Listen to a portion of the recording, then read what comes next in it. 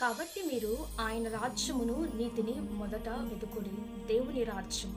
దేవుని రాజ్యము అనగా ఏంటి? బైబిల్ చెప్తుంది అది ప్రత్యక్షముగా రాదు, కానీ అది ఇక్కడున్నది అక్కడున్నది అని చెప్పజాలబడదు, కానీ మీ మధ్యనే దేవుని రాజ్యం ఉన్నదని బైబిల్ చెప్తుంది.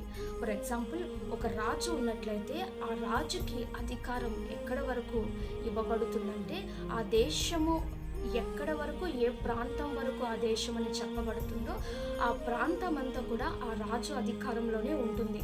ఫర్ సపోజ్ ఒకవేళ శత్రువులు ఎవరైనా లోపలికి వచ్చినట్లయితే దొంగచాటున ఆ శత్రువుని తరిమి కొట్టి బయటికి తరుము కొట్టగలిగే అధికారము ఆ రాజుకుంటుంది.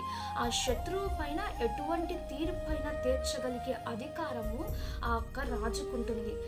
యేసుక్రీస్తు వారు సమాజ మందిరంలో బోధిస్తుండగా అపవిత్రాత్మ పట్టిన మనుష్యుడొకడు అప్పుడు వరకు బాగానే ఉంటాడు, కానీ యేసయ్య ఎప్పుడైతే అధికారము కలిగి బోధించడం ప్రారంభించాడో అక్కడ ఆ వ్యక్తి ఎక్స్పోజ్ అవ్వడం ప్రారంభించాడు. ఆ అధికారానికి తను లోపడాలి అని చెప్పి అతనికి అర్థమవుతుంది.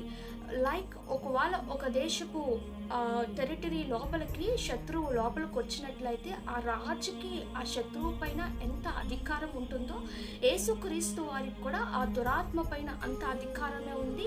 ఆ శత్రువు అయిన అపవాది లేదా ఆ దురాత్మ యేసుక్రీస్తు వారికి లోపడాలని దానికి తెలుసు, కాబట్టి ఇమీడియట్గా ఎక్స్పోజ్ అయ్యి ఎప్పుడైతే యేసుక్రీస్తు వారు గద్దించి పొమ్మని ఆజ్ఞాపిస్తారో వెంటనే ఆయన యొక్క అధికారానికి అది లోబడుతుంది. ఇదే దేవుని రాజ్యం యొక్క ప్రత్యక్షత.